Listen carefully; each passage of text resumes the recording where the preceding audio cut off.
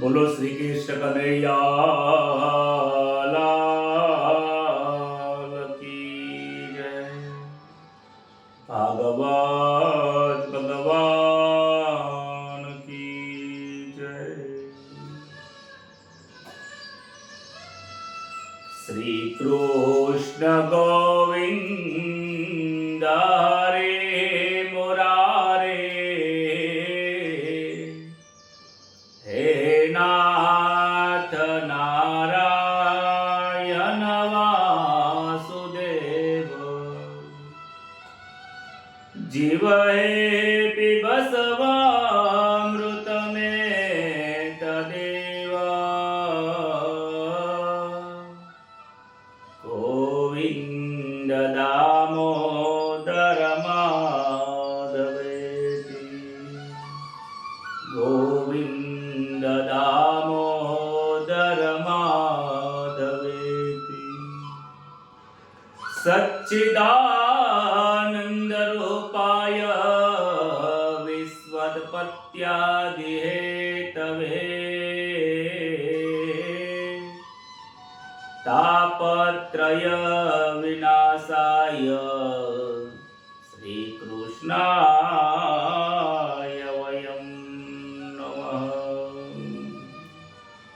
પ્રથમ નમો ગુરુદેવને લરે લરેલા ગોપાલ માત પિતાને વંદન કરું કરજો કરુણા સદા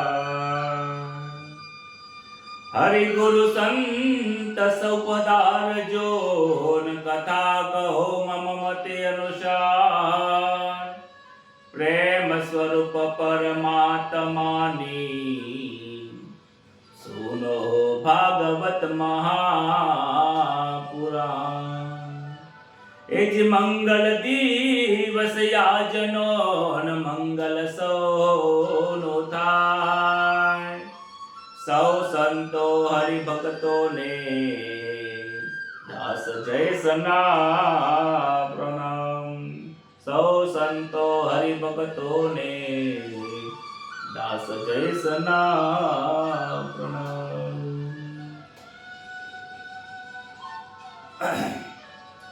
શ્રી ગણેશાય નમઃ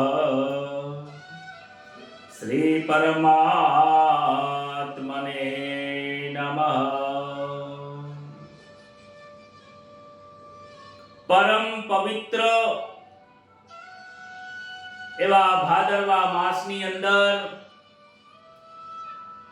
પિતૃ માસની અંદર પિતૃઓના ઉદ્ધાર અર્થે નિસ્વાર્થ ભાવે નિષ્કામ ભાવથી શ્રીમદ ભાગવત મહાપુરાણની કથા સાંભળવા આપણે સૌનું મિલન થયું છે। ગઈકાલે આપણે કથામાં જોયું હતું કે નરસિંહ ભગવાન કહે છે કે ગમે તેવો પાપીમાં પાપી હોય હે પ્રહલાદ મારું ભજન કોઈ પાપીમાં પાપી વ્યક્તિ કરે તો હું પણ એ વ્યક્તિનો તત્કાળ મોક્ષ કરું છું। ગમે તેવો કુકર્મી હોય સજ્જન હોય કે દુર્જન હોય પરંતુ એના જીવનનું હું કલ્યાણ કરું છું। હે પ્રહલાદજી તમે તો તમારા કુળનો ઉદ્ધાર કર્યો છે 21 પેઢીઓ તારી છે 7 તો તમારા પિતૃ પક્ષની તમારા 7 પેઢી સસુર પક્ષની અને 7 મોસાળ પક્ષની વિચાર કરો એક પુત્ર સુપુત્ર પાકે તો 21 પેઢીઓ તારી જશે। અને ઘરમાં જો સંત બને પરમાત્માના દર્શન થઈ જાય તો એ સંતના અને પરિવારની ચિંતા શું।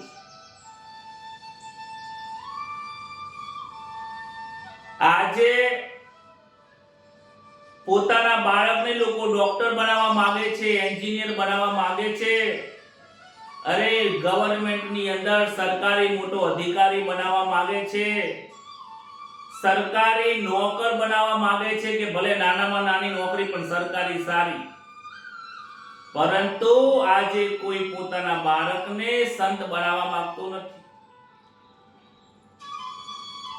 આ બહુ ઉદાસીનતા વાળી આ વસ્તુ છે. આજે પોતાના બાળકને કોઈ એક સાચો ભક્ત બનાવવા માંગતું નથી. ભગવાનને ભજવું છે, પરંતુ ભગવાનને ભજે એવો બાળકને સંસ્કાર આપવા નથી.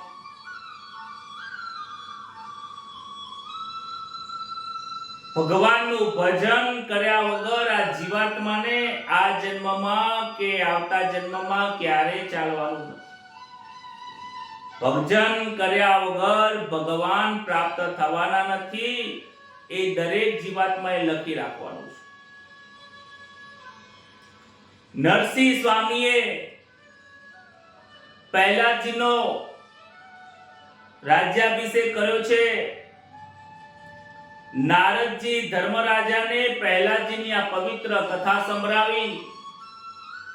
આ પવિત્ર પહેલાજીની કથા સાંભળ્યા પછી પણ ધર્મરાજાનો આંખો અને એમનો ચહેરો ઉદાસીન છે. એમના ચહેરા ઉપર દુઃખ અને ગ્લાનિ ભરેલી છે. આ જોઈને નારદ મુનિ કહે છે કે હે ધર્મરાજા, આટલી ઉત્તમ કથા મેં તમને સંભળાવી, છતાં પણ તમારા મનની અંદર આ દુઃખ કેમ છે? શોકનું વાતાવરણ કેમ છે? તમારો ચહેરો ઉદાસ કેમ છે? આ કથા સાંભળ્યા પછી મને આનંદ આવે છે, તો તમારો ચહેરો કેમ ઉદાસ છે મને જણાવો. નારદજીનો વચન સાંભળી ધર્મરાજા કહે છે કે આપે કથા બહુ સુંદર મને કહી છે.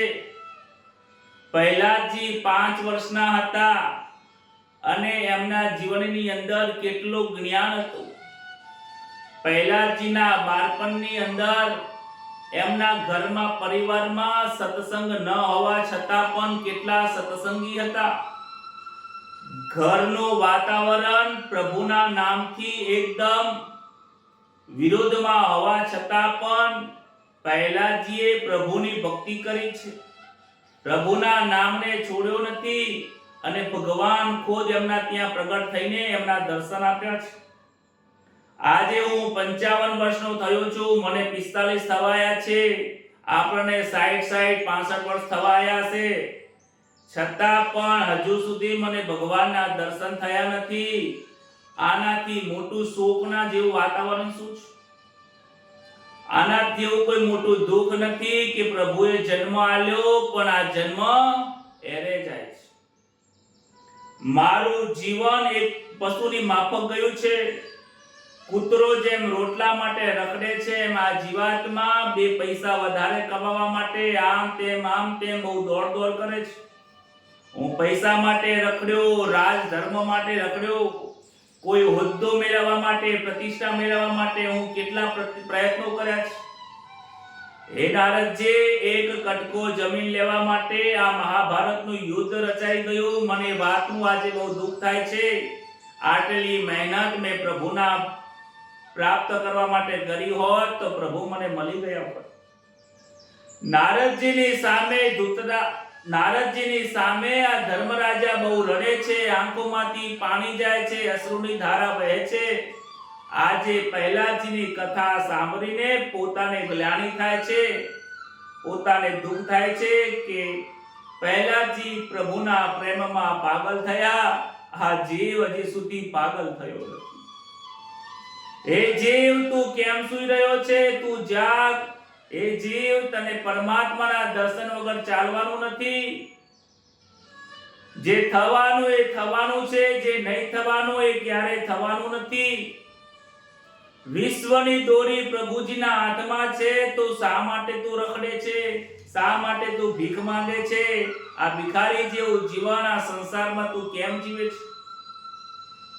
પ્રભુજીના નામમાં પ્રેમ કેવો છે? પહેલાજીએ પ્રભુને એવો તો કેવા નામથી ભજ્યા હશે. કેવા ભાવથી ભજન કર્યું હશે, એમની ભક્તિ કેવી હશે. જગતમાં મને માન અને પ્રતિષ્ઠા તો મળી, પરંતુ મને મારા મનને શાંતિ મળી નથી. તમારી આ કથા સાંભળ્યા પછી, આ ભાગવતની કથા સાંભળ્યા પછી, આ પ્રહલાદની કથા સાંભળ્યા પછી આ જીવાત્માને દુઃખ થવું જોઈએ. ધર્મના રાજા છે, દિલ્હીની અંદર શાસન કરે છે, મોટું રાજ્ય છે, છતાં પણ રાજ્ય હોવા છતાં પણ એમને આજે સુખ નથી. ધર્મજ રાજા વિચારે છે કે મેં ઘણું કર્યું, જે કરવાનું હતું મેં કર્યું નહીં, ના કરવાનું મેં કર્યું. કરવાનું તે ના કર્યું, ના કરવાનું તે કર્યું. આ તે કરીને જીવન બરબાદ કર્યું, તે કરે નાખ્યું દુર્દાની. તું હરિ ભજન કરી લે પ્રાણે, તારું જીવન થયું દુર્દાની. ધર્મરાજા કહે છે કે મેં ઘણું બધું કર્યું, મહાભારતનું યુદ્ધ કર્યું, પૈસા કમાવા માટે મહેનત કરી, 25 વર્ષ સુધી બાળપણની અંદર બાણોની વિદ્યા ભણ્યો, લડવાની વિદ્યા ભણ્યો, પરંતુ મારા જીવનના કલ્યાણ કરવાની, ભગવાનના પ્રભુના દર્શન કરવાની વિદ્યા હું ભણ્યો નહીં. બોલો રાધે રાધે. મેં કાંઈ કર્યું નથી કર્યું એનું મને દુઃખ થાય છે. જે વિદ્યા ભણ્યો એ અંતકાળમાં ભગવાનના દર્શન કરાવે એવી વિદ્યા નથી ભણ્યો. નારદજી, મને દુઃખ એ વાતનું થાય છે કે હું જે વિદ્યા ભણ્યો છું એ અવિદ્યા છે, સદવિદ્યા ભણવાનું ભૂલી ગયો છું. આજે અવિદ્યા ભણાય છે, અવિદ્યા ભણ્યો છું, સદવિદ્યા ભણ્યો છું નથી. કારણ કે સદવિદ્યા કોને કહેવાય? સદ કહેતા સત્ય, સત્ય એ પરમાત્મા છે, પરમાત્માને ઓળખવાની વિદ્યા, એનું નામ સદવિદ્યા.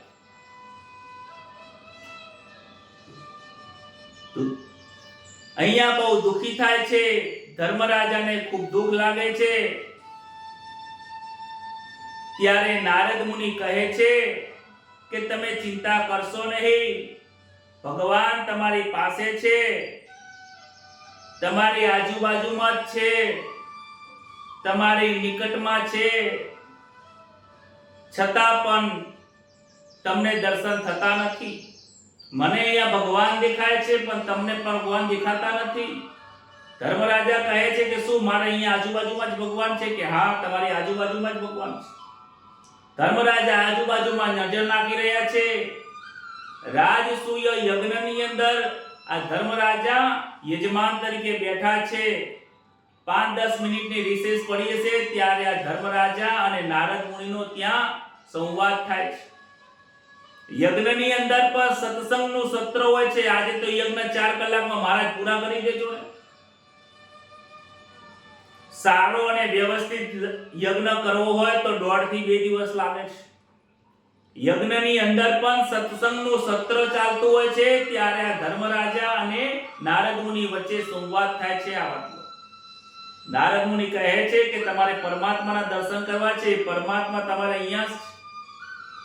ધર્મરાજા ઊભા થાય છે. ક્યાં છે, ક્યાં છે? નજર રાખે છે, સામે દેખાય છે તો અર્જુન દેખાય છે કે આ તો મારો ભાઈ છે. અહીંયા નજર નાખે છે કે આ તો દ્રૌપદી છે, મારી ધર્મપત્ની છે. બીજી બાજુ નજર નાખે છે કે આ તો નકુલ સહદેવ છે, આ તો પિતામહ છે, આ તો ગુરુજી છે, આ તો બ્રાહ્મણો છે. આ સામે નજર નાખે છે તો નજર નાખે છે કે આ તો મારા સાસરીના લોકો છે, આ તો મારા કુટુંબના લોકો છે, મારા પરિવારના લોકો છે. જમવાની પંગત ચાલતી હોય ત્યાં જમવાની પંગત ચાલતી હતી. ત્યારે એ રાજસૂય યજ્ઞની અંદર ભગવાન શ્રી કૃષ્ણ જે લોકો ભોજન કરી રહ્યા છે એના પતરારા ઉઠાવી રહ્યા છે. શ્રી કૃષ્ણની નજર નાખે છે, જોવે છે, પતરારા ઉપાડી રહ્યા છે કે આ તો શ્રી કૃષ્ણ છે, આ તો મારા મામાનો છોકરો છે. મામાનો છોકરો છે, ભગવાન આવું કામ થોડું કરે? નારદજીને કહે છે કે મને ભગવાન દેખાતા નથી, ભગવાન ક્યાં છે? કહે છે કે હલકામાં હલકું કામ ભગવાન કરે છે, નાનામાં નાનું કામ ભગવાન કરે છે, માટે ભગવાનને ઓળખવા બહુ અઘરા છે. ભગવાનને એને ઓળખી શકાતું નથી. શંખ ચક્ર ગદા પદ્મ અને આવું ચિત્ર દોરીને આપી દીધું હોય તો બધા લોકો હાથ જોડીને નમસ્કાર કરે, પણ આ સ્વરૂપમાં તો ભગવાન આપણા ઘરે ક્યારે આવવાના નથી. માતાજીને લોકો માને છે તો માતાજીનો ચહેરો તમે જુઓ તો દેખાય છે કે સુંદર સાડી પહેરી છે, સિંહ ઉપર સવારી છે. ગણપતિ દાદાનું ચિત્ર દેખાય તો ગણપતિ દાદા પણ તમને એમના ચિત્ર પ્રમાણે દેખાઈ આવશે. પણ જ્યારે ભગવાનની ઈચ્છા થાય કે મારા ભક્તના ઘરે આવું છે, મારા કથા સાંભળવા વાળા જે ભક્તો છે, એ કુંદનબેન છે, ઘણા અલગ અલગ ઘણા પ્રકારના બહેનો છે, નૈનાબેન છે, વિમળાબેન છે, હાર્દિકાબેન છે, હંસાબેન, અરુણાબેન, ઘણા બધા લોકો કથા સાંભળે છે. જે આ ભક્તો કથા સાંભળી રહ્યા છે એ ભક્તોને મારે ખાસ કહેવું છે કે ભગવાનને ઈચ્છા થઈ કે મારે તમારા ઘરે આવવું છે તો આ સ્વરૂપની અંદર તો આવવાના જ નથી. કનૈયો ક્યારે હાથમાં વાંસળી લઈને તમારા ઘરે આવશે નહીં, માતાજી સિંહ ઉપર સવારી બેસીને આવશે નહીં, હનુમાનજી ગદા લઈને આવશે નહીં, બીજા સ્વરૂપમાં આવવાના છે. અને જ્યારે બીજા સ્વરૂપમાં આવશે તો આપણને એની ઓળખાણ નથી. તો આપણા ઘરે આવશે તો આપણે કેવી રીતે એને આવકાર આપીશું, કેવી રીતે એને પૂજા કરીશું, કેવી રીતે એના દર્શન કરીશું? જીવનમાં ઓળખાણની બહુ જરૂર છે. જ્યાં સુધી પ્રભુની ઓળખાણ થશે નહીં, જ્યાં સુધી ઓળખાણની રીત આવડશે નહીં, ત્યાં સુધી પરમાત્માના દર્શન થશે નહીં. એ ઓળખાણ જેને ઓળખાણ કરી હશે એ જ કરાઈ શકશે, જાતે જાતે ઓળખાણ થતી નથી. આજે દરરોજ તમે મારી કથા સાંભળો છો તો તમને ખબર છે કે આ જયેશભાઈ છે, ગમે ત્યારે હું સુરતમાં આવું, વડોદરામાં આવું, મુંબઈમાં આવું, તમારા ઘરે આવો તો તમે ઓળખી જશો કે આ જયેશભાઈ છે, કારણ કે તમે મને ઓળખો છો. પરંતુ જ્યાં સુધી ઓળખાણ નથી ત્યાં સુધી તમને સામાન્ય મનુષ્ય જ લાગશે. લોકોની સાથે જેવો વ્યવહાર છે એવો વ્યવહાર તમે કરશો અને ભગવાન જતા રહેશે. આજે ધર્મરાજાને પણ એવું થયું છે કે ઘરમાં ભગવાન છે પણ ભગવાન દેખાતા નથી. શ્રી કૃષ્ણ હેઠા પતરાળા ઉઠાવી રહ્યા છે. ધર્મરાજા માને છે કે આ તો મામાનો દીકરો છે, એમાં મારા ઘરનું કામ કરે, મામાનો દીકરો ભય થઈને ઘરમાં કામ કરે, એમાં શું નવાઈ છે? એ તો કામ કરે.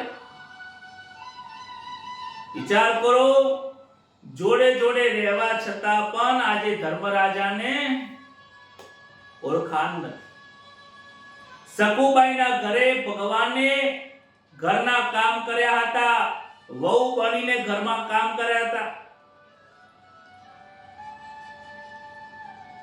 નરસિંહ મહેતાના ત્યાં સેવકો બનીને આવ્યા હતા કે નરસૈયો અમારો સ્વામી છે, એ અમારા શેઠ છે, અને મામેરા ભરી દીધા હતા. ભગવાનને કોઈ કાર્ય કરવામાં લાજ શરમ આવતી નથી, કારણ કે ભગવાનના કાર્યમાં એમને અહંકાર નથી, હુંપદપણું નથી. આપણને તો હુંપદપણું છે કે હું બ્રાહ્મણ છું, આસન વગર નીચે બેસતો છું,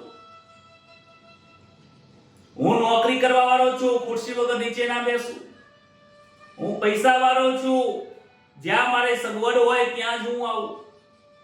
આ અહંકાર જે છે આ વ્યક્તિને મારી નાખે છે. જ્યાં સુધી અહમ છે, આ કાર્ય હું કરું છું, મારા વડે થાય છે, હું છું તો આ કાર્ય થાય છે, હું કમાઉં છું એટલે પરિવારનું ભરણ પોષણ થાય છે, હું ના હોઉં તો મારા બાળકોનું શું થશે? આ હું શબ્દ જે પોતાના માટે વપરાય છે એ દુઃખદાયક છે અને એ બંધન કરતા છે. પરમાત્માને એવું લાગતું જ નથી, એવું સમજતા જ નથી કે હું કરી રહ્યો છું. નારદજી કહે છે કે મોટા મોટા ઋષિઓ તમારા ઘેર આવ્યા છે, કોઈ દક્ષિણા કે મિષ્ટાનની લાલચે આવ્યા નથી. ઋષિઓ જંગલમાં ઝાડ નીચે બેસીને અનેક વર્ષો સુધી ચિંતન કરે છે, પરમાત્માના સ્વરૂપનું ધ્યાન કરે છે, પરમાત્માના દર્શન લોભથી તમારા યજ્ઞમાં આવ્યા છે.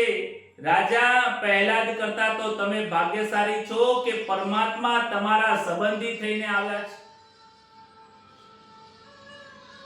પહેલાદજીને તો 1 કલાક 2 કલાક માટે સમય આપીને, દર્શન આપીને, ખોરામાં બેસાડીને, ઉપદેશ આપીને ભગવાન નીકળી ગયા હતા. પરંતુ તમે તો પહેલાદ કરતા પણ એટલા મહાન છો, એટલા ભાગ્યશાળી છો કે ભગવાન તમારા સંબંધી બનીને હંમેશા માટે તમારી પાસે રહ્યા છે.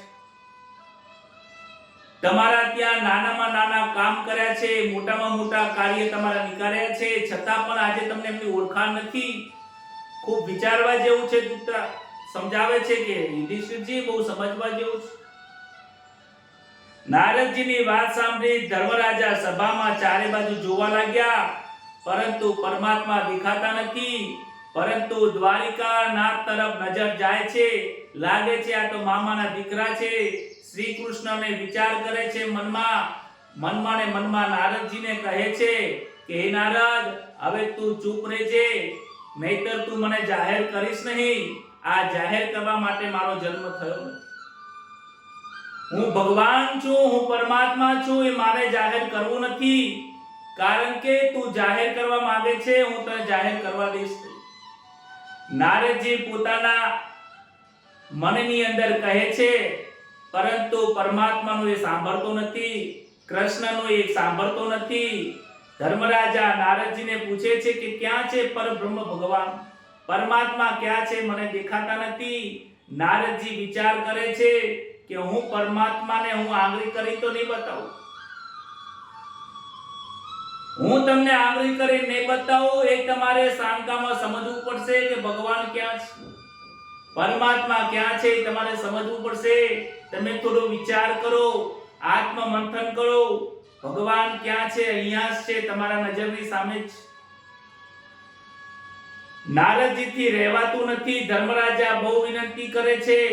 નારદજી કહે છે કે ધર્મરાજાના ઘરનું મેં અન્ન ખાધું છે, ધર્મરાજાના ઘરનું આ રાજસૂય યજ્ઞનો મેં પ્રસાદ ગ્રહણ કર્યો છે, માટે એમને મારે જ્ઞાન આપવું પડશે.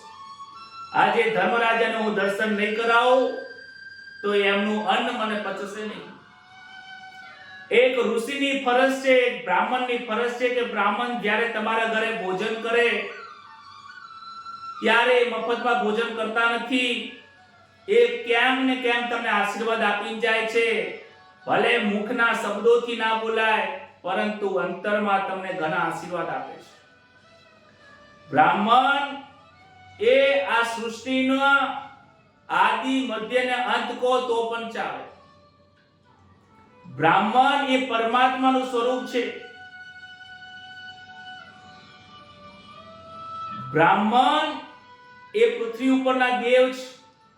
એમની સેવા, એમની પૂજા, એમની આજ્ઞાનું પાલન કરવું એ પરમાત્માની આજ્ઞાનું પાલન કરવા બરાબર છે. નારદજી પણ કહે છે કે આજે મેં એમનું ભોજન કર્યું છે તો મારે એમને જ્ઞાન આપવું પડશે. આજે તો કનૈયાને કહે છે કે ભગવાન, આજે તમે મને રોકતા નહીં. ધર્મરાજાની પાસે તમે હોવા છતાં પણ ધર્મરાજાને દર્શન થયા નથી. આજે હું મારો ધર્મ બજાવી રહ્યો છું. મેં આજે ભોજન કર્યું છે. ધર્મરાજાએ આજે માગણી કરી છે, માટે જ્યાં માગણી થાય ત્યાં અંતરથી લાગણી થાય છે. તમે વારંવાર માગણી કરો છો. ઘણી વખત મારા ઉપર ફોન આવે કે મહારાજ તમે હવે કોઈ કથા કરો, સમય થઈ ગયો. ત્યારે તમારી બધાની માગણી હોય, લોકોના ફોન આવે, આનંદ થાય, ત્યારે અંદરથી થાય કે ચલો આ મહિનામાં આપણે કથા કરીએ. નહીતર પછી એવું થાય કે કોઈની માગણી તો નથી તો લાગણી કેવી રીતે? આજે ધર્મરાજા નારદજીના શરણમાં ગયા છે. નારદજીને કહે છે કે તમે મને પરમાત્માના દર્શન કરાવો. આ જીવાત્માને પણ એક સદગુરુ મહારાજના શરણમાં જવું પડશે. સદગુરુ મહારાજે પરમાત્માના દર્શન કર્યા છે અને એ પરમાત્માના દર્શન આપણને કરાવે છે. ભગવાનના દર્શન જેને કર્યા હોય એ જ દર્શન કરાવી શકે. બાકી તો એમ જાતે લોકો વ્રત કરે, જપ કરે, તપ કરે, પુણ્ય કરે, લોકોની સેવા કરે અંબાજી ચાલવા જતા હોય, મોટા મોટા સંઘની અંદર લોકોના પગ દબાવે, સારું છે, ખોટું કાંઈ જ નથી, બધું જ સત્કર્મ છે, પરંતુ એટલું કરવાથી પરમાત્માના દર્શન થતા નથી, એટલેથી પૂરું નથી થઈ જતું. આ બધા સત્કર્મ કરવાથી તમને આ મનુષ્ય અવતાર મળે છે. ફરીથી યાદ રાખજો, પુણ્ય કર્મ કરવાથી, દાન, તપ, વ્રત, જપ, માળા, મંત્ર બધું કરવાથી આ મનુષ્યનો અવતાર તમને મળે છે. ભગવાન મનુષ્યનો અવતાર આલે છે. 84 લાખ યોની જે પડી છે એમાંથી ભગવાન કહે છે કે તે પુણ્ય કર્મ વધારે કર્યું છે, માટે તને હવે હું મનુષ્ય અવતાર આપું છું. વધારે પુણ્ય થઈ જાય તો સ્વર્ગમાં જાય છે, અને સ્વર્ગમાં જ્યારે પુણ્ય વપરાતું પુણ્ય અને પાપનું જ્યારે બેલેન્સ થાય ત્યારે મનુષ્ય અવતાર મળે. અને મનુષ્ય અવતારમાં આવીને જો પાપનું બેલેન્સ વધી જાય તો પછી 4 પગની જતો રહે છે, નરકમાં જાય છે. માટે નારદજી કહે છે કે આજે ધર્મરાજા મારી પાસે આયા છે, માગણી કરી છે, માટે આજે હું એમને પરમાત્માના દર્શન કરાવીશ. નારદજી કહે છે કે જે તમારી સામે ઊભા છે, જે તમારી હંમેશા માટે સાથે રહ્યા છે, જેને તમે વારંવાર ઉપદેશ લો છો, નાની નાની વાતોની અંદર તમે એમને પૂછો છો, જેની પાસે તમે જ્ઞાન લીધું છે, જેને પૂછ્યા વગર તમે એક ડગલું પણ આગળ વધતા નથી, એ આપણા ગુરુ કહેવાય છે, એ આપણા સદગુરુ છે. તમે એના શરણે જાઓ, એ તમને દર્શન જરૂર આપશે. ત્યારે કૃષ્ણને ખબર પડે છે કે આ નારદજી મારા દર્શન કરાવી દેશે. એ સમય ઉપર ધર્મરાજાને તરત જ જ્ઞાન થાય છે કે હું જ્યારે તકલીફ પડે છે ત્યારે હું કૃષ્ણના શરણમાં જાઉં છું, જ્યારે કોઈ દુઃખ આવે છે ત્યારે હું કૃષ્ણના શરણમાં જાઉં છું. અમારો પરિવાર કૃષ્ણના શરણમાં રહે છે. કૃષ્ણને ખવડાયા વગર અમે જમતા નથી, કૃષ્ણને પૂછ્યા વગર અમે એક ડગલું આગળ જતા નથી. એમ વિચારે છે. કૃષ્ણ સામુ નજર જાય છે, હાથમાં પતરારું છે, કૃષ્ણ માથું નીચું કરે છે. ત્યારે કૃષ્ણ કહે છે ઇદમ બ્રહ્મ. નારદજી કહે છે અયમ બ્રહ્મ, ઇદમ બ્રહ્મ. પરંતુ પ્રભુજીએ માથું મસ્તક નીચે નમાવ્યું છે કે હું બ્રહ્મ નથી. ભગવાન ના પાડે છે કે હું બ્રહ્મ નથી. નારદજી કહે કે ના, આ જુઠ્ઠું બોલે છે, કારણ કે એમને જુઠ્ઠું બોલવાની બાળપણથી આદત છે. નારદજી કહે છે ભગવાન બહુ લીલા કરે છે, ભગવાન ખોટું બોલે છે, ભગવાન પોતાની ઓળખાણ જલ્દીથી આપતા નથી. આ નાના હતા ત્યારે જશોદા માતાએ એમની જશોદા માતાને પણ જુઠ્ઠું કહેતા હતા કે માં મેં માટી નથી ખાધી. સંતો હંમેશા સાચું બોલે છે. હું કરું છું તે સાચું છે. અયમ બ્રહ્મ, હું કરું છું, હું જ બ્રહ્મ છું, હું જ પરમાત્મા છું. આવું એ જગતને બતાવતા નથી, હું પણ બતાવતા નથી. આજે યુધિષ્ઠિર અધિકારી થાય છે, અને અધિકારી થવાથી આજે એમને ભગવાનના દર્શન થાય છે. પહેલાજીનું ચરિત્ર સાંભળ્યા પછી ધર્મરાજા નારદજીને અનેક પ્રકારના પ્રશ્નો પૂછે. કૃષ્ણના દર્શન થાય છે, પરમાત્માના દર્શન થાય છે. બધાને ખબર ના પડે ત્યારે મનોમનથી આ જીવ પરમાત્માને મળી જાય છે. ધર્મરાજા ઊભા થાય છે, પરમાત્માના શરણમાં જાય છે, કૃષ્ણના શરણમાં જાય છે. બંને જણા હૃદયથી ભેટી પડે છે. આજે શિવ અને જીવ બે એક થયા છે. પરમાત્મા અને આત્માનું મિલન થયું છે. બોલો શ્રી કૃષ્ણ કનૈયા લાલ કી જય. રાધે રાધે બોલના પડેગા. ત્યારબાદ ધર્મરાજા નારદજીને પ્રશ્ન પૂછે છે કે આજે તમે અહીંયા આવ્યા છો, તમે મને ભગવાનના દર્શન કરાવ્યા છે. મારો એક પ્રશ્ન છે કે તમે મને મારા પ્રશ્નોને એક ઉત્તર આપીને જાઓ. આ રાજસૂય યજ્ઞ કર્યા પછી મારે ધર્મથી આ સંસાર ચલાવવાનો છે, ધર્મથી મારે આ રાજ્ય ચલાવવાનું છે, ધર્મથી મારે વ્યવહાર કરવાનો છે, તો મને સાચો ધર્મ સમજાવો. આપણો સાચો ધર્મ કયો છે? આ જીવાત્માનો સાચો ધર્મ કયો છે? આ સાચા ધર્મની મને કથા કહો, જે આદિ અનાદિ અનંતથી જે ચાલ્યો આવે છે, જે ધર્મને ધારણ કર્યા પછી પરમાત્માના દર્શન થાય છે, એ ધર્મ મને સંભળાવો. એ સાચો ધર્મ શું છે? ત્યારે નારદજી કહે છે કે ધર્મની કથા હે ધર્મરાજા બહુ મોટી છે. ધર્મની કથા બહુ મોટી છે. મેં નારાયણના મુખેથી આ કથા સાંભળી હતી. એ કથા હું તમને કહું, એ તમે સાંભળો. આજે નારદજી ધર્મની કથા સંભળાવે છે અને આ યુધિષ્ઠિર ધર્મને જીવનમાં ધારણ કરે છે અને એ ધર્મને ધારણ કરવા પછી એમનું નામ ધર્મરાજા પડે છે.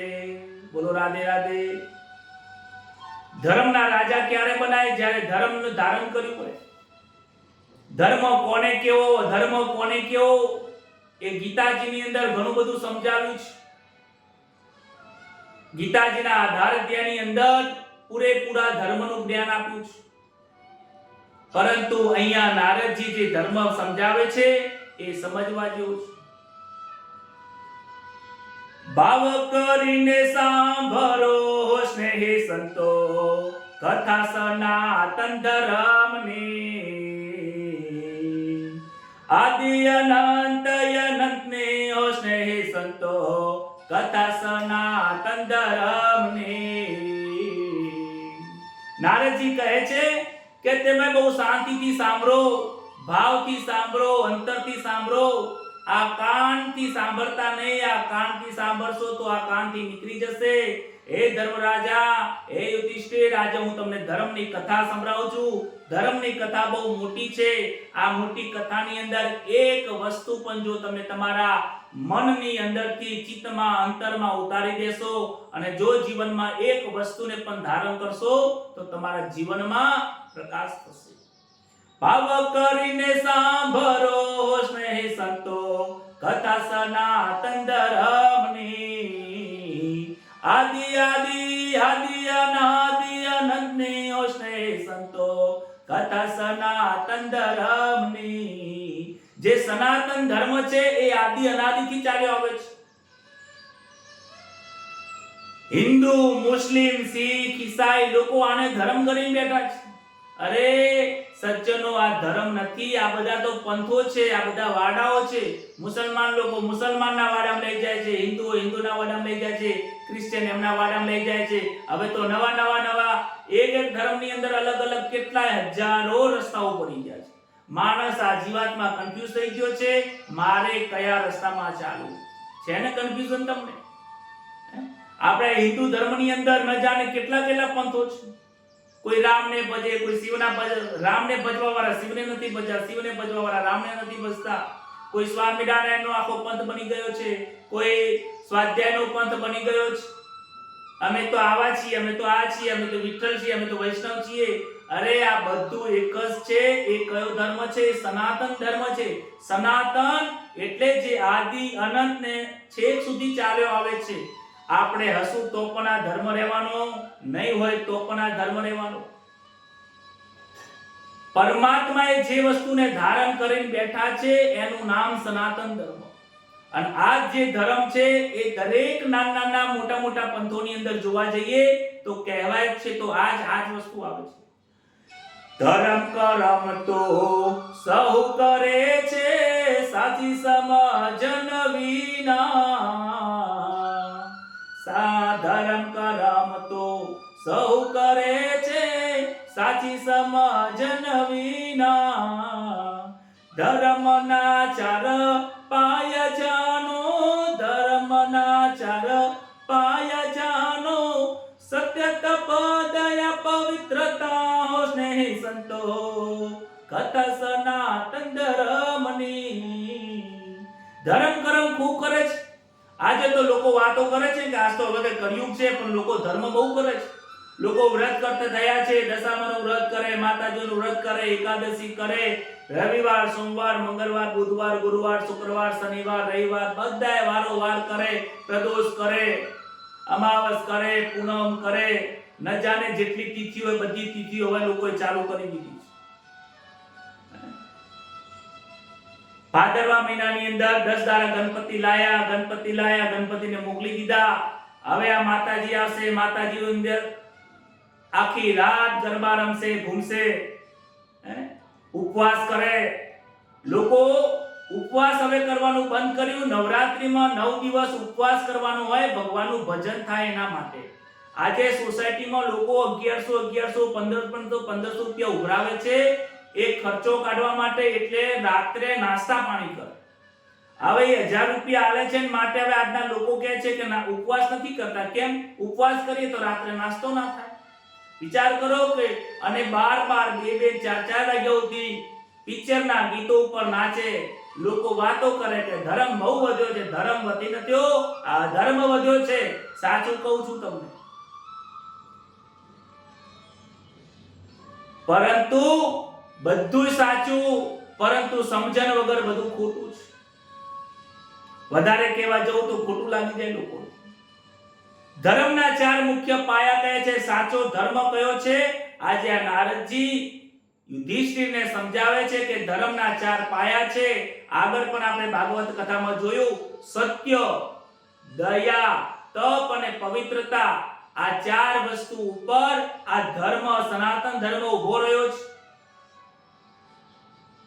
આ 4 વસ્તુ જેનામાં છે એ જ સાચો ધર્મ છે. આ 4 વસ્તુ જેમાં નથી એ સનાતન ધર્મમાં નથી, કોઈ ધર્મમાં નથી. આ 4 વસ્તુ જેમાં ના હોય એ બધું અધર્મ, અધર્મ અને અધર્મ. તમે ભજન કરો પણ આ 4 વસ્તુ નહીં હોય તો એ અધર્મ થઈ જશે. તમે દાન કરો એમાં સત્ય નહીં હોય, તપ નહીં હોય, દયા નહીં હોય, પવિત્રતા, આ 4 વસ્તુમાંથી એક વસ્તુ પણ નહીં હોય ને તો એ અધર્મ કહેવાય છે. આજે ગરબા રમો પણ એમાં જો સત્ય નહીં હોય, તપ નહીં હોય, જો એ ગરબાની અંદર પવિત્રતા નહીં હોય તો એ અધર્મ છે. ઘરમાં મૂર્તિ લાવો, 5 ફૂટની કે 50 ફૂટની મૂર્તિ લાવો પણ એમાં જો સત્ય નહીં હોય, તપ નહીં હોય, પવિત્રતા નહીં હોય, આ 4 વસ્તુ જેમાં નથી એ અધર્મ છે. આ 4 વસ્તુ જેમાં છે એ ધર્મ છે. સાચું કહું છું, સાચું બોલું છું, તેમ કહે સહુ આજે. હું સાચું કહું છું ભાઈ. આખી દુનિયા કહે છે ને વાતોમાં હું સાચું કહું છું, હું જૂઠું બોલતો જ નથી. જે આવું કહે છે એ સનાતન સત્ય છે જ નહીં, એ ખોટું જ બોલે છે. સાચું કહું છું, સાચું બોલું છું, તેમ કહે છે સહુ.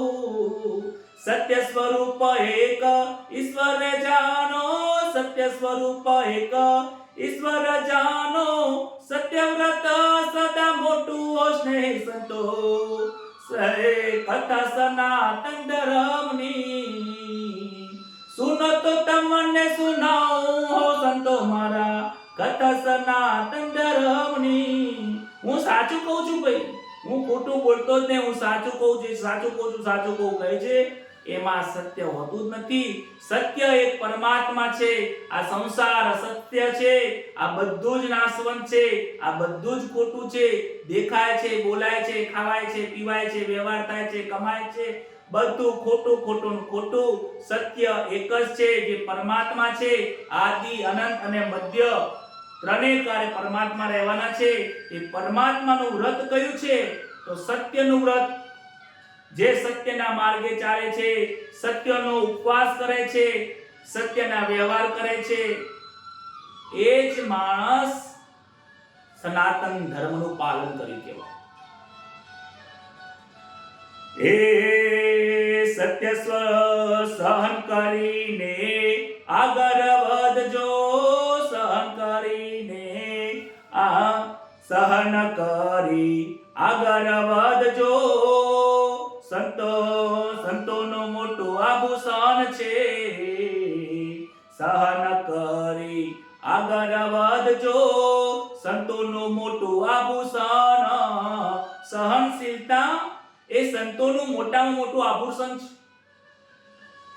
સમાજના, ભારતના દરેક ઋષિઓમાં તમે નજર નાખો, અરે સંતોમાં તમે નજર નાખો, સાચા સંતોનું મોટું આભૂષણ એ સહનશીલતા છે. દરેક સંતોએ સહન કર્યું છે. મીરાબાઈ, તુકારામ, વાલ્મીકીજીએ, જે સંતો મહાનુભાવો થઈ ગયા છે બધાને જીવનમાં સંતે સહન કર્યું છે. સહનશીલતાને તપમાની, સહનશીલતાને તપમાની, સોનાની જેમ તપી જજો સ્નેહી સંતો, કથા સનાતન ધર્મની. જીવનમાં સહન કરજો, સહન કરીને આગળ ચાલજો. સંસાર છે, સંસારમાં અનેક પ્રકારના વ્યવહાર થશે, દુખી કરશે તમને. લોકોની જોડે તમે અપેક્ષા રાખશો, અપેક્ષાઓ પૂરી નહીં થાય, દુખી થશો. તમારે કેવું લોકો મારશે નહીં, તમે દુખી થશો. લોકો વગર કામે તમને મારશે, વગર કામે તમારા ઉપર આરોપ નાખશે. કારણ કે તમે સત્યના માર્ગે ચાલો છો તો સહન તો કરવું જ પડશે. જે સત્યના માર્ગે ચાલે છે, સહન કરે છે, એ જ સાચા સંતનું આભૂષણ છે. સોનું ક્યારે ચમકે છે? જ્યારે એ અગ્નિમાં ખૂબ તપે છે. તપવું એનું નામ જ સહન કરવું. આંખો બંધ કરી જંગલમાં જઈ અને આંખો બંધ કરીને જંગલમાં જઈને જે તપ કરવું એ તપ નથી, એ તો સહેલું છે ભાઈ. જંગલમાં કોઈ બોલવા ના આવે, ચાલવા ના આવે, એ તો સહેલું છે. આ સંસારમાં રહી સહન કરવું એના કરતા કઠોર છે. વિશ્વામિત્રએ 60,000 વર્ષ સુધી તપ કર્યું, પરંતુ એ તપ કરતા તમે તમારા ઘરમાં મૌન વ્રતનું ધારણ કરશો, સહન કરશો, તો એ વિશ્વામિત્રના 60,000 ના તપના કરતા વધારે તપેલું તમારું ગણાશે. કારણ કે તમે સંસારમાં રહીને સહન કરો છો. આ સહન કરવું એ બીજા નંબરનું તપ છે. નાઈ ધોઈને બગલા જેવો, મનથી મકડા જેવો. નાઈ ધોઈને બગલા જેવો, મનથી મકડા જેવો. આંખને કાનને શુદ્ધ રાખો, આંખને કાનને શુદ્ધિ રાખો. પવિત્રતા સાચા મનથી હો સ્નેહી સંતો, કથા સનાતન ધર્મની. આજે લોકો હવન કરે, યજ્ઞ કરે, નહીં ધોઈ તૈયાર થઈને આવે ને યજ્ઞમાં આવીને અમને યજમાન શું કે ખબર છે? મહારાજ આ તો હવન હતો ને કે હું આજે કોરા કપડા લાવ્યો છું, લેગોન જબ્બો હું સ્પેશિયલ બજારમાંથી લઈને આવ્યો. અરે લેગા જબ્બા નવા પહેરવાની જરૂર નથી તારે, નહીં ધોઈને બગલા થવાની જરૂર નથી. બગલાનું મન કેવું હોય, કેટલું રૂપાળો હોય છે, પણ મન જેવું પાણી ઉપર એક મચ્છર આવે તરત જ એને ખાઈ જાય. દેખાય બહારથી રૂપાળા જેવો દેખાય, પણ અંદરથી મન એનું મેલું છે. આજે લોકો નહીં ધોઈને તૈયાર થઈ જાય એટલે સમજે છે કે અમે પવિત્ર થઈ ગયા. તમે ચોખ્ખા થયા છો. શરીરને ચોખ્ખું કર્યું છે, મનને ચોખ્ખું કર્યું નથી. ભગવાનને શરીર ચોખ્ખું જોતું નથી, ભગવાન તમારા મનની શુદ્ધિ જોવા માંગે છે. મનની શુદ્ધિ કોઈ કરતું નથી. મનની શુદ્ધિ નહીં થાય ત્યાં સુધી સનાતન ધર્મ ગણાશે નહીં. મનની શુદ્ધિ કરવા માટે આંખ અને કાનને પવિત્રતા રાખો. આંખેથી જે જોવાય છે એ શરીરમાં ઉતરે છે. મનન કરીએ છીએ આપણે એટલે મન ખરાબ થાય છે. કોકનું ખરાબ સાંભળીએ છીએ એટલે મનની અંદર વિચારો આવે છે. માટે ખરાબ સાંભળવાનું બંધ કરો, ખરાબ જોવાનું બંધ કરો. તો આ બે બંધ થઈ જશે ને તો મુખ તો ઓટોમેટિક બંધ થઈ જશે. કારણ કે જેવું જોવાય છે એવું બોલાય છે, જેવું સંભળાય છે એવું બોલાય છે. આ મુખ એની જાતે બોલી શકતું નથી. આ બે મુખ્ય દ્વાર છે, આંખ અને કાન. એને પવિત્ર કરશો, એને પવિત્ર રાખશો તો મન આપોઆપ શુદ્ધ થઈ જશે. આગળ નારદ મુનિ કહે છે કે હે યુધિષ્ઠિર, ધર્મની કથા બહુ મોટી છે. સૌ જીવોમાં દયા રાખજો, માન નાના મોટાને માન દેજો. સૌ જીવોમાં દયા રાખજો, માન સૌને દેજો. એ દયા ધર્મનું મૂળ જાણી, દયા ધર્મનું મૂળ જાણી, દયાને દિલમાં રાખો ઓ સ્નેહી સંતો, કથા સનાતન ધર્મની. સૌ જીવોમાં દયા રાખો. આજે લોકોમાં દયા બહુ મળી પડી છે.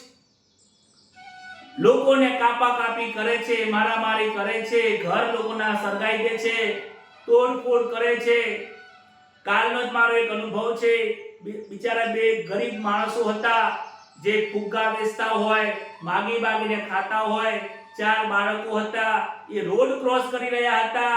એક એક્ટિવા વાળો પાછળ આવીને જોરથી ટી ટી ટી ટી કરીને એને એટલો બધો ડિસ્ટર્બ કરી નાખ્યો. ટ્રાફિક ફૂલ હતું અને કહે છે કે આ તમારે ચાલવાનો રસ્તો છે.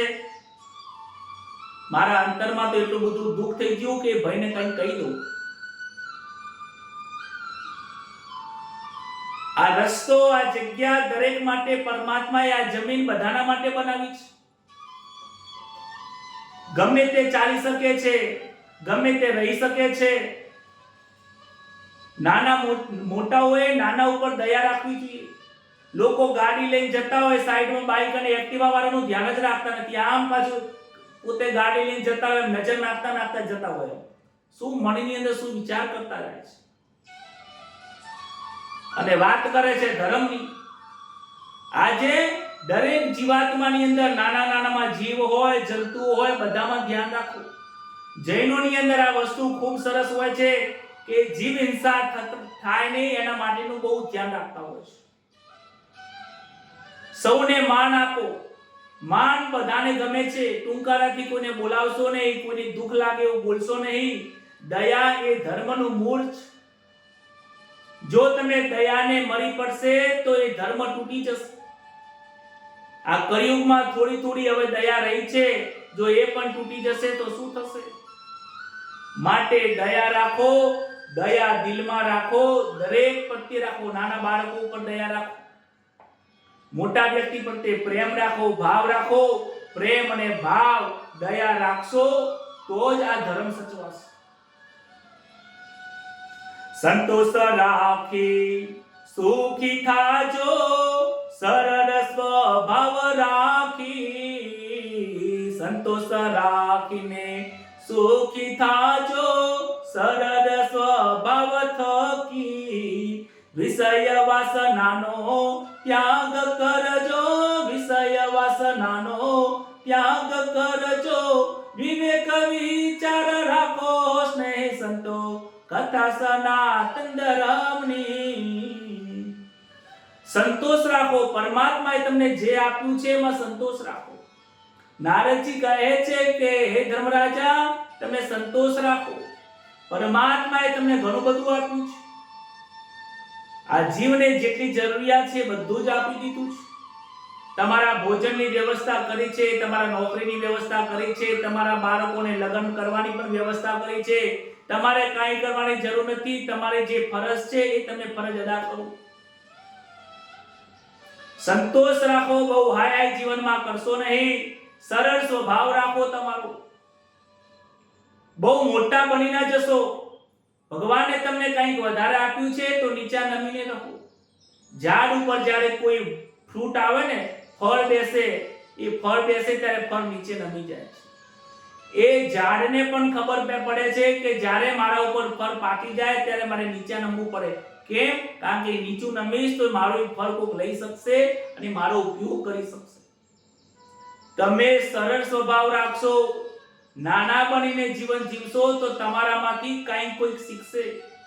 મોટા તાડના ઝાડની જેમ રહેશો તો તમારું જીવન કોઈના કામ લાગશે નહીં. કહે છે વિષય અને વાસનાનો ત્યાગ કરો. 5 જે વિષયો છે, વાસનાઓ રહેલી છે, એને જીવનમાં ત્યાગ કરવાનો કહે છે. વિવેકથી વિચાર કરજો. શું જીવનમાં યોગ્ય છે, શું અયોગ્ય છે. સંસારમાં બધું ભેગું રહેલું છે. સારું પણ છે, ખોટું છે, ધર્મ પણ થાય છે, અધર્મ પણ થાય છે. પરંતુ તમારા મનથી તમે વિચાર કરજો કે મારે આ કરાય કે ના કરાય. સમદ્રષ્ટિ સમ ભાવ રાખો, સર્વમાં એક જ જાનો. સમદ્રષ્ટિને સમભાવ રાખો, સર્વમાં એક જ જાનો. સંસારમાં રહી સંસાર છોડો, સંસારમાં રહી સંસારને છોડો. પ્રભુને કદી નવ ભૂલો સ્નેહ સંતો કથા સનાતન ધર્મની. એ યુધિષ્ઠિરજી બધામાં સંભાવ રાખજો. આજે આ યજ્ઞ કર્યા પછી જ્યારે તમે રાજા બની જશો ત્યારે તમામાં સમદ્રષ્ટિ રાખવી પડશે. તમે જો સનાતન ધર્મની અંદર રહેતા હોય, સનાતન તમારો જો ધર્મ છે, આમ તો દરેક જીવનો સનાતન ધર્મ છે. સમદ્રષ્ટિ કયા ધર્મની અંદર કોણ નથી માનતું સમદ્રષ્ટિ ન રાખવી જોઈએ? બધાને સમાન કરો. કોઈ નાનું નથી, કોઈ મોટું નથી. આજે તો લોકો ફોન ઉપર વાત કરે છે કે તમે હવે બહુ મોટા થઈ ગયા છો એટલે ફોન ઉપર વાતે કરતા નથી, અમે તો યાદે કરતા નથી. બોલો, આવું બોલીને ટોન્ટ મારે છે. હવે આ મોટા થવાની વાત કરે છે કે હૃદયમાં દુઃખ લાગે એવું કાંટો મારે છે? આવા શબ્દોનો ઉપયોગ ના કરશો. સમદ્રષ્ટિ રાખો, સમભાવ રાખો, સમાન કરો. કૃષ્ણ કહે છે કે હું આ સંસારમાં આવીને આનંદ એટલા માટે કરી શકું છું કારણ કે આ જીવનમાં મારો સંસારમાં કોઈ મિત્ર નથી, મારો કોઈ શત્રુ નથી. મારા માટે બધા જ સરખા છે, બધાને એક જ જાણો કારણ કે સર્વમાં એક પરમાત્મા રહેલો છે. બધા કોઈમાં ભેદ જોશો નહીં કે આ નાનો છે, આ મોટો છે, આ બ્રાહ્મણ છે, આ શૂદ્ર છે. બધાના ઉપર પ્રેમ રાખો, સ્નેહ રાખો. સંસારમાં રહીને સંસારમાં છોડવાનું કહે છે કે સંસારમાં રહીને સંસારને કેવી રીતે છોડવો? આ માયા તો આ જીવને વળગેલી છે. કહે છે કે આ સંસારમાં જ રહેવાનું છે. આ સંસારને કોઈ વ્યક્તિ છોડી શકતો જ નથી, પરંતુ છોડવાનું છે તમારા મનથી. આ મન તમારું જે સંસારમાં રહ્યું છે, ખાવાનું મન થાય છે, નવું નવું ખાવું, નવું નવું પહેરવું, નવું નવું ઓઢવું, નવા નવા ધંધા કરવા, નવા નવા વ્યવહાર કરવા, નવું નવું કંઈક ને કંઈક વસ્તુઓને પ્રગટ કરવી, નવા નવા વિચારો કરવા, ઊંડા ઊંડા વિચારો કરવા, મારે આવું કરવું છે, આશાઓ રાખવી, તૃષ્ણાઓ રાખવી. આ મન જે તમારું આ સંસારમાં ભટકી રહ્યું છે, એ મનને ધીમે ધીમે પાછું ખેંચીને પરમાત્માના નામમાં લઈ જાઓ. ભલે સંસારમાં રહો, ખાઓ, પીઓ, મજા કરો, આનંદ કરો, પરંતુ એની સાથે પરમાત્મામાં તમારું ચિત્ત રાખો.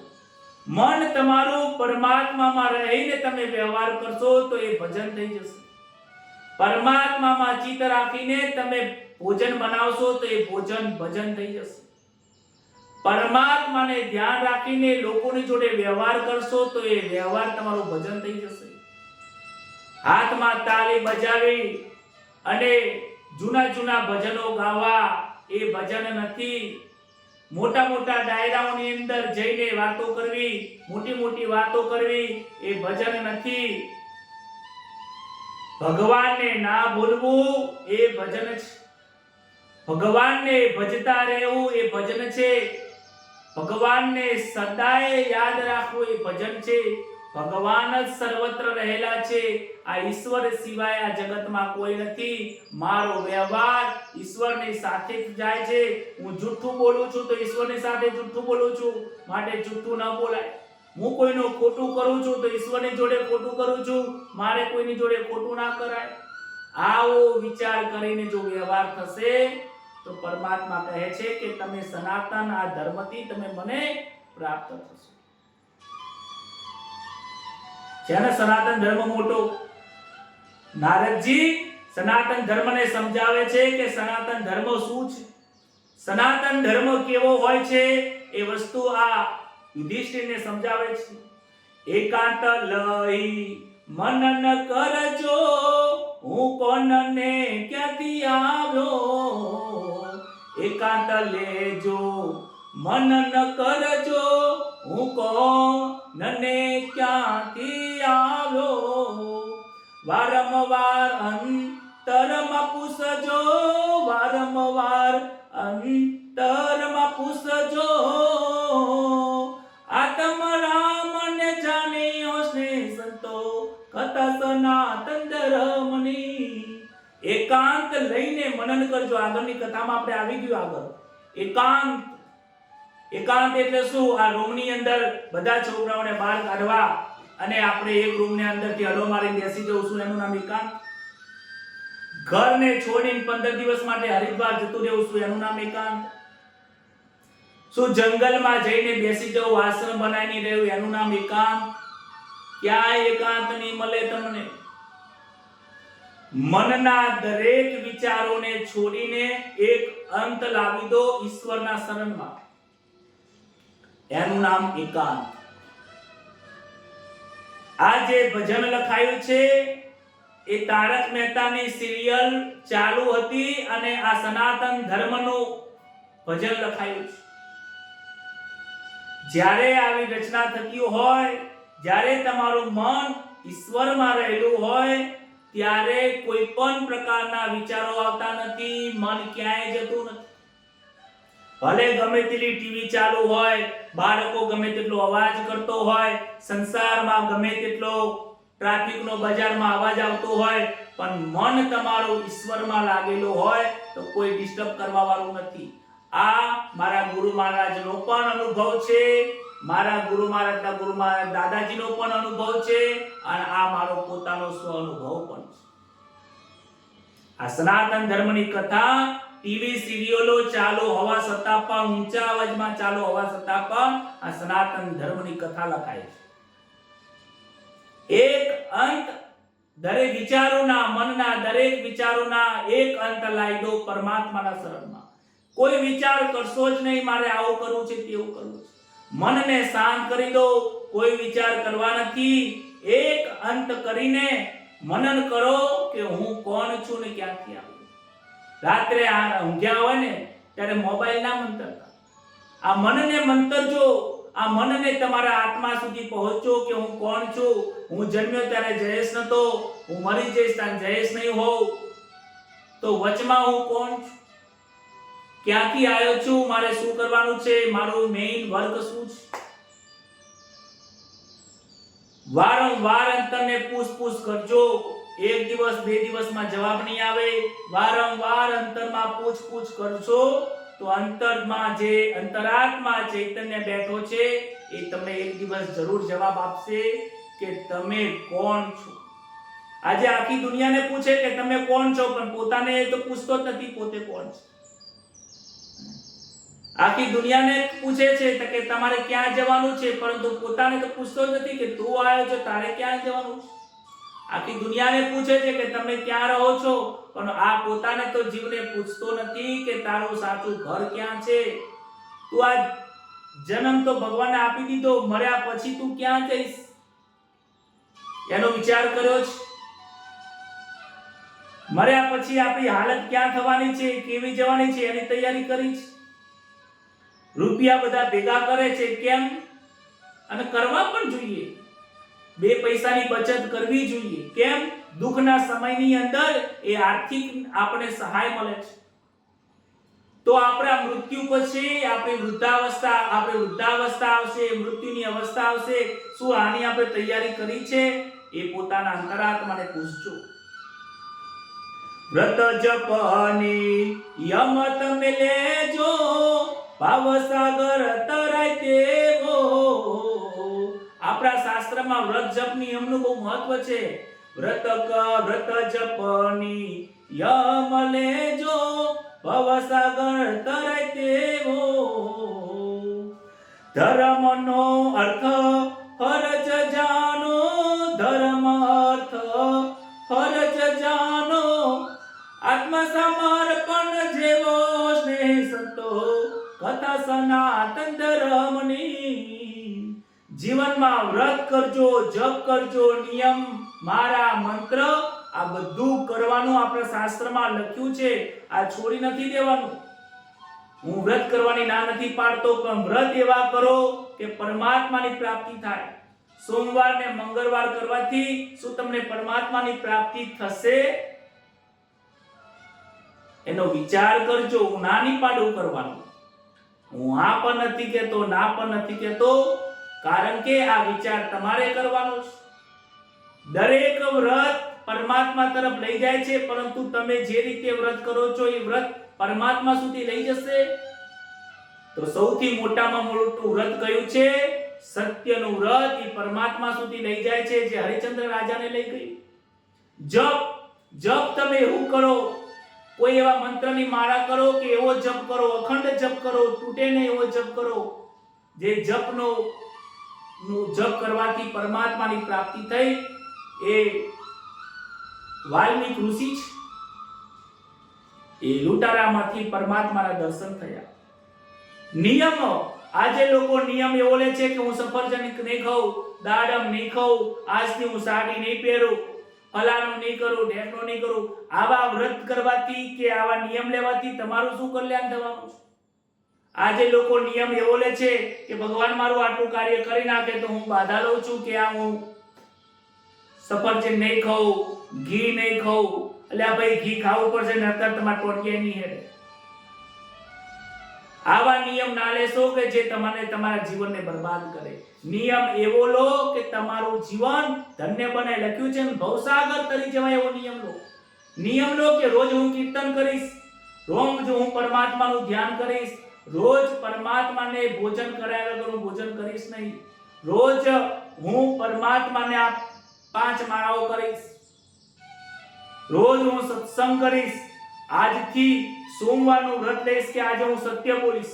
મને સમજાવો, આજ સોમવાર છે, મારે સાચું જ બોલવાનું છે.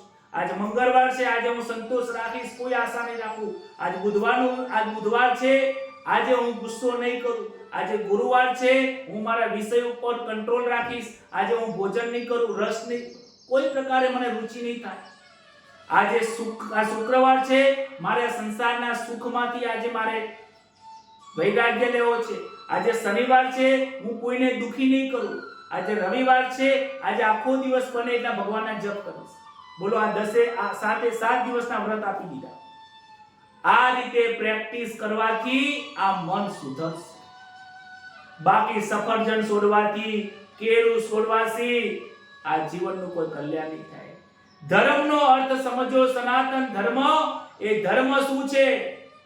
હિન્દુ, મુસ્લિમ, શીખ, ઈસાઈ આ બધા નાના એ ધર્મ નથી. ધર્મનો અર્થ થાય છે ફરજ. અર્જુન ને સમજાવે છે, હે અર્જુન, કૃષ્ણ કહે છે કે હે અર્જુન, તું તારા ધર્મને યાદ કર. તું તારા ધર્મને ભૂલી ગયો છે. ધર્મ એટલે ફરજ. તારી ફરજ શું છે? ક્ષત્રિય ધર્મનો ફરજ એ ધર્મની રક્ષા કરવી ફરજ. 3 વર્ણની રક્ષા કરવી તારી ફરજ છે. યુદ્ધમાં લડવું તારી ફરજ છે, તું ભૂલી ગયો. અને સૌથી મોટામાં મોટું આપણી આ ફરજ શું છે કે પરમાત્માએ આપણને જન્મ આપ્યો છે. આ જીવાત્મા છે, આ પરમાત્મા છે. આ જીવાત્માને પરમાત્માને સમર્પણ કરવું એ મનુષ્ય જન્મનો મોટામાં મોટી ફરજ છે. બોલો રાધે રાધે. આ જીવની ફરજ શું છે? આપણે પરમાત્માના દર્શન કરવાના, એ તો આપણી ફરજ છે. એ ફરજ ભૂલી જઈએ છીએ અને આખી દુનિયાના ધર્મની તાળીઓ લઈ ઝંડા લઈને ફરી નીકળ્યા છે.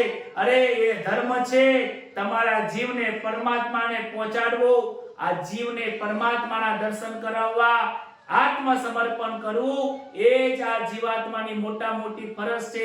એના સિવાય મોટો બીજો કોઈ ધર્મ નથી. બહુ સમજવાની વસ્તુ છે. ધર્મ શું છે, અધર્મ શું છે? આજે નારદ મુનિ એમના જે શબ્દો છે એ શબ્દોને ભજનના સ્વરૂપમાં બનાવીને આજે હું તમને સમજાવું છું. દેહ નહીં તું, દેહ નહીં તારો, સોનાના ઘરે ના જેવો, સનાતન ધર્મને ધારણ કરજો, સાચા ધર્મ ધારણ કરજો. 10 જાય 17 જાસો સ્નેહ સંતો, કથા સનાતન ધર્મની.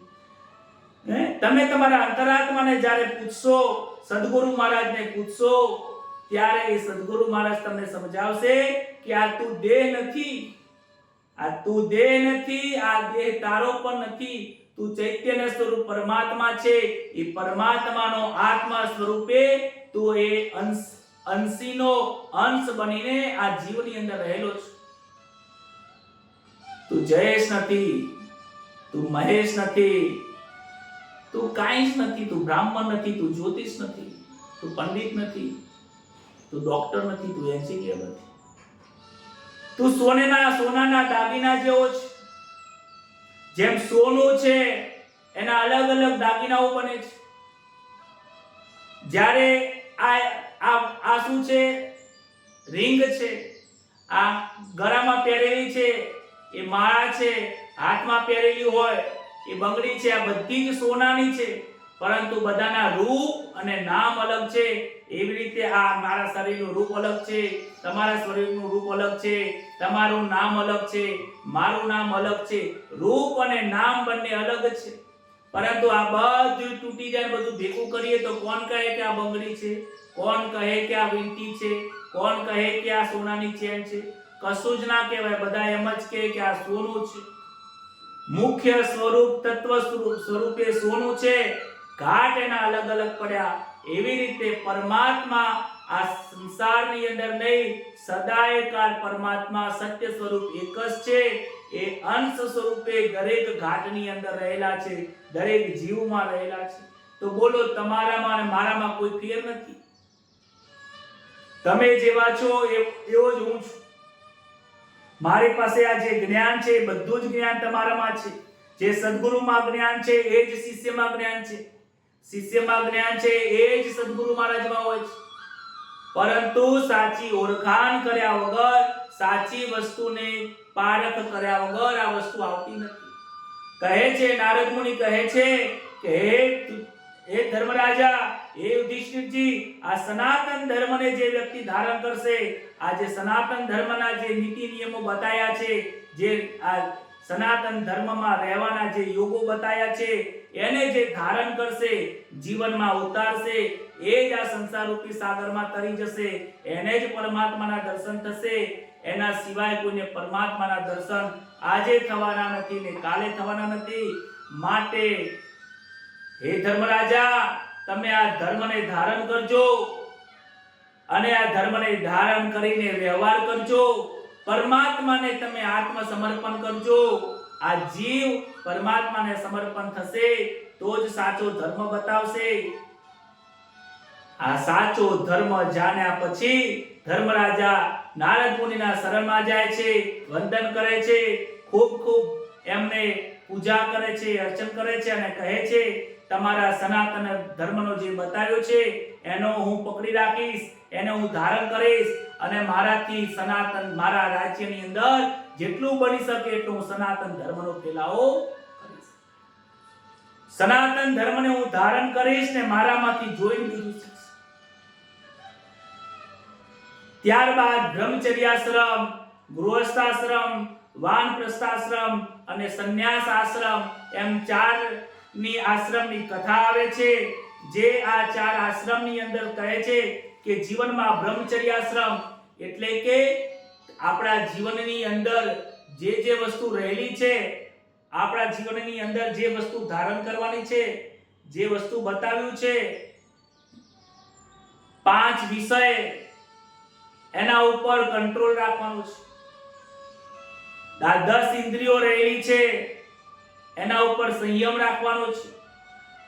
એને બ્રહ્મચર્યાશ્રમ કહેવાય છે. ગૃહસ્થાશ્રમ, લગ્ન થાય, સંસારમાં હો, પતિ પત્ની છે, બેમાંથી 4 થાઓ, એ ગૃહસ્થાશ્રમની અંદર રહીને ઉત્તમ ગૃહસ્થાશ્રમનું પાલન કરવાનું છે. એમાં પણ વિવેકથી સંસારને ભોગવવાનો છે. વિવેકથી સંસારને ભોગવીને બંને જણાએ પતિ પત્નીએ ભેગા રહીને સત્સંગ કરીને પરમાત્માનું ભજન કરીને પરમાત્માની પ્રાપ્તિ તરફ વિચાર કરવાનો છે. બ્રહ્મચર્યાશ્રમ, ગૃહસ્થાશ્રમ અને ત્યારબાદ વાનપ્રસ્થાશ્રમ આવે છે. વાનપ્રસ્થાશ્રમ એ 50 વર્ષની ઉંમરથી 75 વર્ષની ઉંમરમાં હોય છે. વાનપ્રસ્થાશ્રમની અંદર આ મનને હવે સમજાવવાનું છે કે હવે મન તે સંસાર ખૂબ ભોગવી લીધો, ખૂબ ભોગ ભોગવ્યા, હવે આ ભોગોને છોડવાના છે. વધારે ભોગમાં રહેશું તો રોગ થઈ જશે. યોગોથી, મંત્રથી, વિવેકથી, વિચારથી આ સનાતન ધર્મને ધારણ કરીને વિવેક વિચારથી એ વાનપ્રસ્થાશ્રમ કરવાનું છે. પ્રભુ તરફ જવાનું છે, ઈશ્વર તરફ જવાનું છે, ત્યારબાદ સંન્યાસ આશ્રમ આવે છે. સંન્યાસ આશ્રમનો મતલબ એવો નથી કે આપણે ભગવા પહેરીને બજારમાં જવાનું છે. સંન્યાસ આશ્રમ એટલે મનથી બધું જ છૂટી જવું જોઈએ. મનની અંદર સંસારને છોડી દેશો. તમારી પાસે જે સંસારની જવાબદારી છે એ જંજાળમાં રહેવા વાળા લોકોને, પુત્રને, બાળકોને આપી દો. તમે જવાબદારીમાંથી મુક્ત થઈ જાઓ. બધું મનથી છોડી દો. પરમાત્માનું ભજન કરો. એકાંત ધારણ કરી લો. ત્યારે જ તમને પરમાત્માની પ્રાપ્તિ થશે. પતિ પત્ની સત્સંગ કરે, એકાંતમાં બેસીને હરનું કીર્તન કરે. કીર્તનથી કલિયુગના દોષોનો વિનાશ થાય છે. નારદજી કહે છે, ધર્મરાજાને કહે છે કે અનેક ગૃહસ્થ શ્રમો સત્સંગ અને હરથી કીર્તનથી તરી ગયા છે. ઘણા એવા પતિ પત્ની છે કે બંને જણે ભેગા બેસીને હરિનું ભજન કર્યું છે અને જીવનમાં આનંદ કર્યો છે, પરમાત્માની પ્રાપ્તિ કરી છે. હે રાજન, તમે તો નસીબદાર છો. મોટા મોટા ઋષિઓને પણ પરમાત્માના દર્શન થયા નથી. આજે તમારા ઘરની અંદર પરમાત્મા બિરાજમાન છે. પરમાત્માના શરણે રહો છો. આજે મેં તમને પરમાત્માના દર્શન કરાવ્યા. પરમાત્માને ભૂલતા નહીં. સંસાર ભલે રહો પણ સંસારમાં રહીને પરમાત્માને ભૂલતા નહીં. એ જ આજની કથાના સાર સ્વરૂપે સમજીને આજની વાણીને આપણે વિરામ આપું છું. આજની કથાને, સનાતન ધર્મની કથાને ધારણ કરીને જીવનમાં ઉતારીને ભગવાન શ્રી દ્વારિકાધીશ કૃષ્ણના ચરણ કમળમાં, સુખદેવજી મહારાજના ચરણ કમળમાં અર્પણ કરીને આજની કથાને અલ્પ વિરામ આપીએ છીએ. હરે રામ રામ રામ સીતા રામ રામ રામ સીતા રામ રામ રામ રાધે શ્યામ શ્યામ શ્યામ સીતા રામ રામ રામ રાધે શ્યામ શ્યામ. હરે રામ રામ રામ સીતા રામ રામ હરે રામ રામ રામ સીતા રામ રામ. શ્રી રામચંદ્ર ભગવાન કી જય. કૃષ્ણ કનૈયા લાલ કી જય. પિતૃનારાયણ દેવ કી જય. ભાગવત ભગવાન કી જય. નમઃ પાર્વતી પતહે હર મહાદેવ. સૌને જય જય દ્વારકાધીશ. જય શ્રી કૃષ્ણ. ખૂબ જીવનમાં જાણવા જેવું આજે મળ્યું છે. આજની કથા જ્યારે હું એનું મનન કરતો હતો, કથાને જ્યારે વાંચતો હતો, ત્યારે કથાના અંતરથી પ્રેરણા થઈ.